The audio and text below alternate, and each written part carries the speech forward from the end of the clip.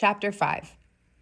The Hell Motel was the one motel in town. It was actually the Hello Motel, but the O on the neon sign was flickering, almost out.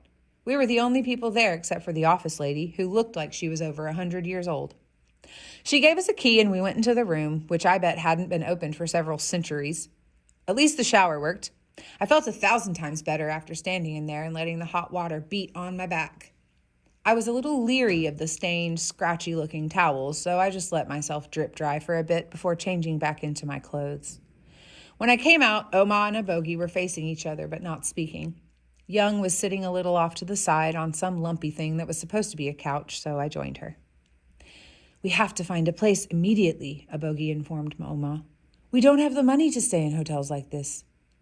"You shouldn't have given the money to that man," Oma said. "We can't keep covering for Bong's irresponsible debts."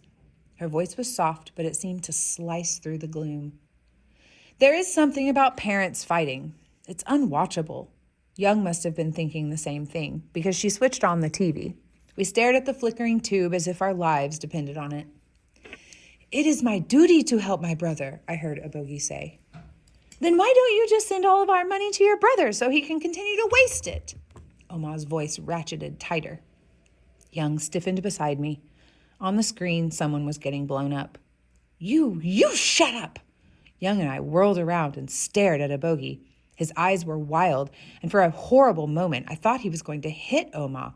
When his hand moved, Young sucked in her breath. At the sound, Oma and Abogi turned to look at us like they'd forgotten we were there. Abogi's face froze, then began to collapse the slightest bit, like ice cream about to slide off a cone.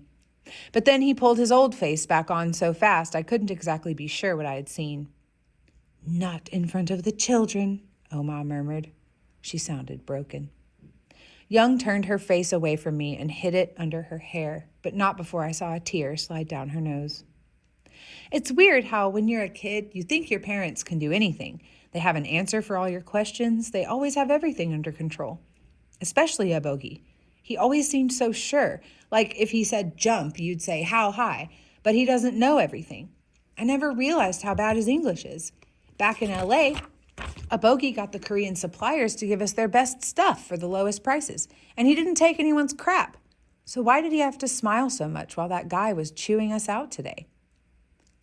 "It'll be okay," I whispered to Young. I tried to ignore the cold feeling creeping up my gut, that maybe Oma and Abogi did not have everything under control, that maybe they didn't know what to do any more than Young and I did.